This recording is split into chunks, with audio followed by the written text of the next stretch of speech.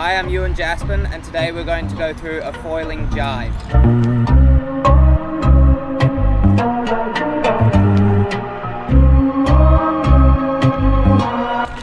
So a gybe is another variation of turning around on your foil, and this time it's going downwind to change direction as opposed to tack, which you tack upwind into the wind. So a couple of things to probably mastered before you're ready to go into a foil gybe.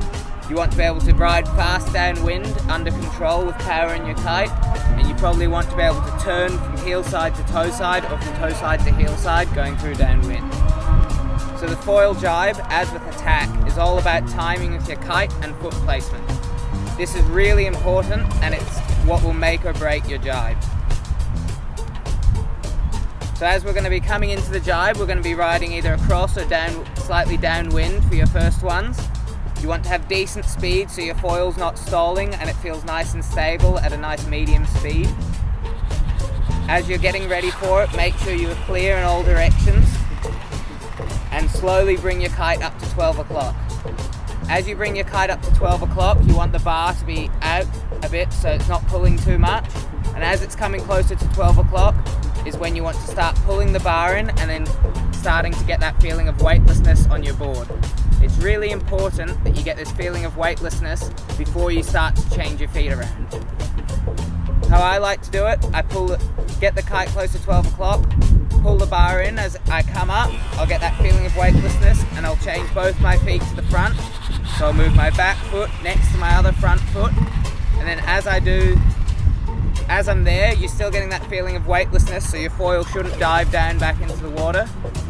And then to turn around, then from 12 o'clock, bring the kite back down in a down loop to go the other way.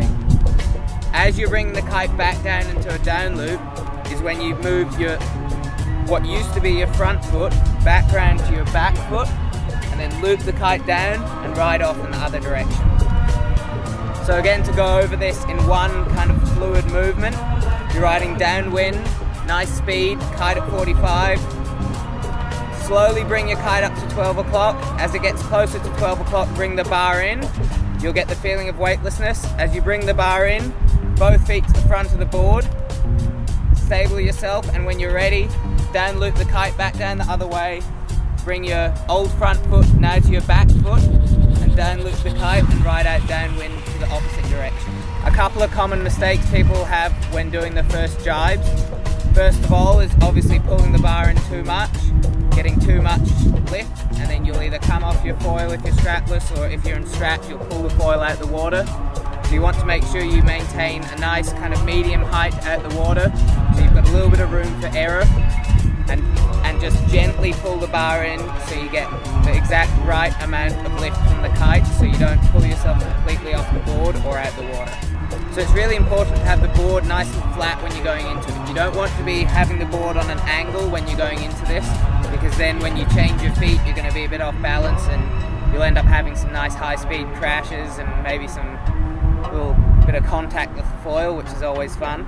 So you really want to have your foil nice and flat and balanced at a good height out the water, not too high, not too close to the water. And then when you've done the movement, really make sure that you get your back foot nice and far back over the foil. A lot of people make really small movements and try and walk around the foil. It's all about when you've got that sense of weightlessness on the board, making nice assertive movements on the board. So you want to know where your back foot should be and where your front foot should be, and know that step movement. So you want to know how far you've got to step each time. Again, it's about being smooth and getting this all in one movement. Just time on the water and practicing this will really help.